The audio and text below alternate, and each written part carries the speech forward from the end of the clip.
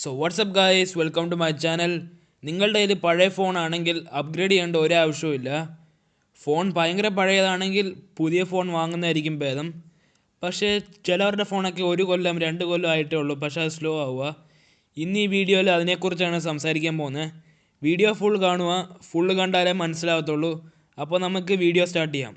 So guys, നിങ്ങളിപ്പോൾ പുതിയ phone വാങ്ങാൻ പോവുകയാണെങ്കിൽ നിങ്ങളുടെ പഴയ ഫോണിൽ നോക്കുക. ഇപ്പോൾ അതിൻ്റെ സോഫ്റ്റ്വെയർ പഴയതായോ, അല്ലെങ്കിൽ ഗെയിമിങ്ങിനോ ബേസിക് ടാസ്കിനോ എല്ലാം ഹാങ് ആവുന്നുണ്ടോ, അല്ലെങ്കിൽ ലാഗ് ആവുന്നുണ്ടോ, അല്ലെങ്കിൽ ഡിസ്പ്ലേ പോയോ, ഡെൻറ്റ് വന്നോ, അല്ലെങ്കിൽ വല്ലതും സംഭവിച്ചു കഴിഞ്ഞാൽ പുതിയ ഫോൺ വാങ്ങാവൂ, അല്ലെങ്കിൽ വേസ്റ്റ് ഓഫ് മണിയാണ്. ഇപ്പോൾ ഒരു ട്രെൻഡുണ്ട്, 6 മാസം കഴിയുമ്പോൾ പുതിയ ഫോൺ വാങ്ങും. ആക്ച്വലി അത് ചെയ്യരുത്, വേസ്റ്റ് ഓഫ് മണിയാണ്. നിങ്ങളുടെ പഴയ ഫോണും വീണ്ടും ഫാസ്റ്റ് ആക്കാൻ പറ്റും. ആക്ച്വലി അതിൻ്റെ ഒരു ആവശ്യവും ഇല്ല. 6 മാസം കഴിയുമ്പോഴോ 1 കൊല്ലം കഴിയുമ്പോഴോ ഒരു ഫോൺ മേടിച്ചാൽ 2 കൊല്ലം സുഖമായിട്ട് ഓടും. അത് മിഡ് റേഞ്ച് ആയാലും ഫ്ലാഗ്ഷിപ്പ് ആയാലും. ഫ്ലാഗ്ഷിപ്പ് പിന്നെയും 3 കൊല്ലം ഓടും. അപ്പോൾ ഞാൻ ഇന്ന് കുറച്ച് ടിപ്സ് തരാൻ പോവാണ്, എങ്ങനെ നിങ്ങളുടെ പഴയ ഫോൺ ഫാസ്റ്റ് ആക്കണ്ടതെന്ന്. ഫസ്റ്റ് ടിപ്പാണ് ലൈറ്റ് ആപ്ലിക്കേഷൻസ് യൂസ് ചെയ്യുക. ഇപ്പോൾ ഫേസ്ബുക്കിൻ്റെ തന്നെ നോർമൽ വെർഷൻ നോക്കുവാണെങ്കിൽ അത് കുറേ റാം കൺസ്യൂം ചെയ്യും. അത് ഫോണിന് ഹെവിയും കൂടെയാണ്. അപ്പോൾ അത് ഫോൺ സ്ലോ ആക്കും. ഇപ്പോൾ നിങ്ങൾ ലൈറ്റ് വെർഷൻ യൂസ് ചെയ്യുകയാണെങ്കിൽ, ഫേസ്ബുക്കിൻ്റെ തന്നെ ലൈറ്റ് ഉണ്ട്, അത് യൂസ് ചെയ്യുകയാണെങ്കിൽ ഫോൺ ഫാസ്റ്റും ആവും. ഇപ്പോൾ അധികം റാമിലും പോകത്തില്ല ആ ആപ്ലിക്കേഷൻ. പിന്നെ അത് ലൈറ്റ് വെയ്റ്റുമാണ്. പിന്നെ സ്റ്റോറേജും അധികമൊന്നുമില്ല. ഫേസ്ബുക്ക് ഇപ്പോൾ ഒരു 100 MB ആണെങ്കിൽ അത് 10 MB ആയിരിക്കും. ആ ഡിഫറൻസ് ഉണ്ട്.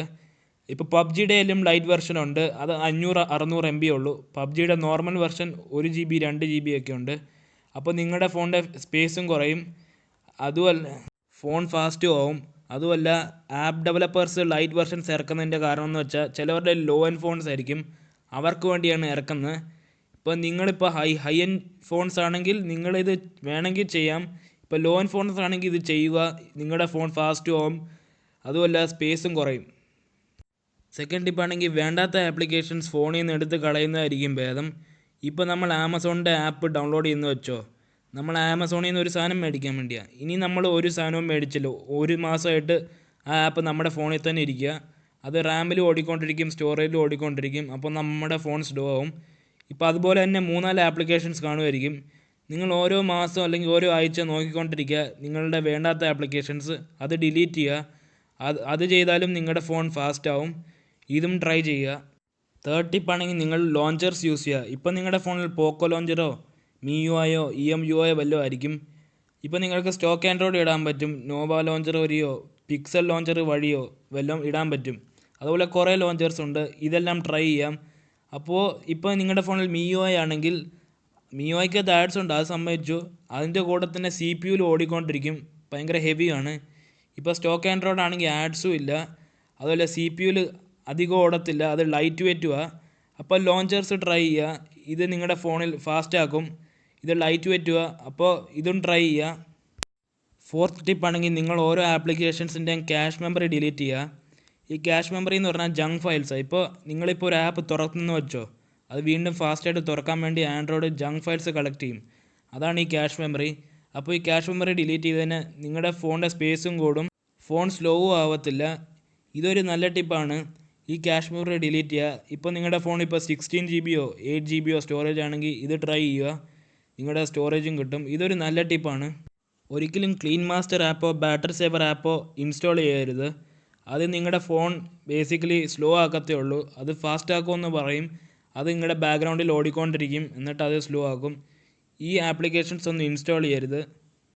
സോ ഗൈസ്, ഞാൻ നേരത്തെ പറഞ്ഞാൽ ഇപ്പോൾ നിങ്ങളുടെ ഫോണിൻ്റെ സ്റ്റോറേജ് 8 GB-യോ 16 GB-യോ വല്ലതും ആണെങ്കിൽ ബാക്കപ്പ് യൂസ് ചെയ്യുക. ഇപ്പോൾ ഗൂഗിളിൻ്റെ തന്നെ ക്ലൗഡ് സർവീസ് ഉണ്ട്, മൈക്രോസോഫ്റ്റിൻ്റെ ഉണ്ട്, മൈക്രോസോഫ്റ്റ് ഡ്രൈവ്, ഈ ആപ്ലിക്കേഷൻസ് യൂസ് ചെയ്യുക. ഇപ്പോൾ നിങ്ങളുടെ ഫോണിൻ്റെ സ്റ്റോറേജ് കുറവാണെങ്കിൽ നിങ്ങളുടെ ഫോട്ടോസ് ഇപ്പോൾ ബാക്കപ്പിലോട്ട് അപ്ലോഡ് ചെയ്യാം, അപ്പോൾ നിങ്ങളുടെ ഫോണിൻ്റെ സ്റ്റോറേജും കുറയും. സ്റ്റോറേജ് ഇപ്പോൾ ഫ്രീ ആണെങ്കിലേ ഫോൺ ഫാസ്റ്റ് ആവത്തുള്ളൂ, അല്ലെങ്കിൽ ഫോൺ സ്ലോ ആവും. ഈ ടിപ്പും യൂസ് ചെയ്യുക. പിന്നെ ലാസ്റ്റ് ഒരു കാര്യം പറയാനുള്ളത്, നിങ്ങൾ SD കാർഡ് യൂസ് ചെയ്യുകയാണെങ്കിൽ ഫാസ്റ്റ് ആയിട്ടുള്ള SD കാർഡ് യൂസ് ചെയ്യുക. കാരണം എന്ന് വെച്ചാൽ നിങ്ങളുടെ ഫോണിൻ്റെ ഇൻറ്റേർണൽ സ്പീഡ് SD കാർഡിനേക്കാളും ഫാസ്റ്റാണ്. ഇപ്പോൾ SD കാർഡ് നിങ്ങളുടെ ഫോണും സ്ലോ ആക്കും. ഇപ്പോൾ റീഡിങ് 10-ൻ്റെ എബോവിൻ്റെ എടുക്കാൻ പാടുള്ളൂ. ഇപ്പോൾ 2-ഓ 8-ഓ വല്ലതും ആണെങ്കിൽ അത് എടുക്കരുത്. SD കാർഡ് ഹൈ ക്വാളിറ്റിയുടെ ആയിരിക്കണം, സ്റ്റോറേജ് നോക്കി എടുക്കരുത്. ഇപ്പോൾ ഓരോ സ്പീഡുണ്ട്, എസ് ഡി കാർഡിനെ കുറിച്ച് ഡെഡിക്കേറ്റഡ് വീഡിയോ ഉണ്ടാക്കാം, അത് നിങ്ങൾക്ക് ഹെൽപ്ഫുൾ ആയിരിക്കും. സോ ഗൈസ്, ഇതൊക്കെയായിരുന്നു ഫോൺ ഫാസ്റ്റ് ആക്കാനുള്ള ടിപ്സ്. ഇത് യൂസ് ചെയ്തിട്ടും നിങ്ങളുടെ ഫോൺ ഫാസ്റ്റ് ആയില്ലെങ്കിൽ പുതിയ ഫോൺ മേടിക്കുന്നതായിരിക്കും ഭേദം. ഇപ്പോൾ ഒരു ഫോൺ 2 കൊല്ലം സുഖമായിട്ട് ഓടും ഇതുപോലത്തെ ടിപ്സൊക്കെ യൂസ് ചെയ്ത് കഴിഞ്ഞാൽ. So that is it. Video ഇഷ്ടമെങ്കിൽ ലൈക്ക് ചെയ്യുക, സബ്സ്ക്രൈബ് ചെയ്യുക. And that is it guys. Thanks for watching.